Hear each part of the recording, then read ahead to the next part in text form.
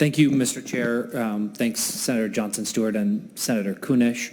I know that we've had a lot of conversations about this bill and this provision, and I know how important wild rice is to people. I represent a very unique district in northern Minnesota.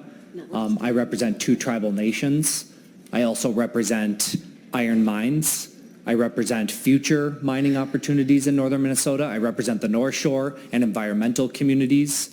It's a unique place to represent, let me tell you, because there are so many diverse opinions on so many different issues.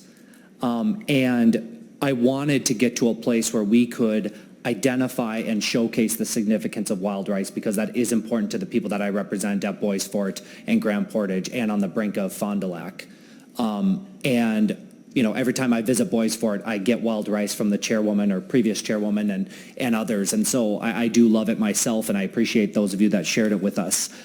I do, however, want to point out some of the challenges that we are facing on the Iron Range right now, because they are also impacting people's lives.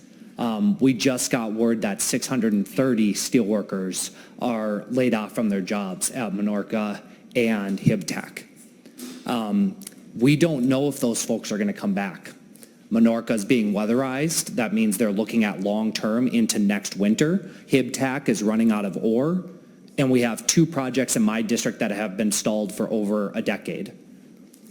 And so we have to find a way in our communities to come together.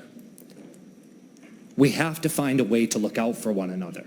And that means understanding the rights of tribal nations and wild rice and all the things that folks find important to them, and the core jobs that people rely on to feed their families, and the wealth that comes from the earth that all of us use each and every day. Those of you that drove your cars here, those of you that using your cell phone right now, I can see you. You're using the materials we get from the earth that we get from northern Minnesota. Just like we eat wild rice, we use the materials from the earth. Those 2 things go hand in hand. So how do we get to a place where we can ensure that these things can work in tandem and happen? That's what I try to do.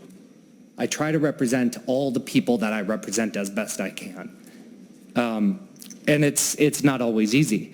And I will say that when it comes to the wild rice issue, we also know that there's a wild rice standard that is really, really impacting a lot of our minds. Right now, KeyTac is on the brink of not being able to operate because of a wild rice standard that they want to meet, that I want them to meet, that we all want them to meet, but they simply can't with the existing technology that exists in our world. So how do we get to a place where we can have this really strong sulfate standard that protects wild rice and make sure that our mines don't close down? That's what I'm trying to figure out. So I want you to know where I'm coming from on these issues, because they're really hard in northern Minnesota. But I want to find a way for us to showcase the importance of wild rice in our statute, and I'll continue to work on ways that we can look out for our steelworkers and our mines in northern Minnesota, because I got to do both. So I really appreciate everybody that have put their heart and soul into these issues, and I'm going to do everything I can to help you one way or the other. So thanks so much.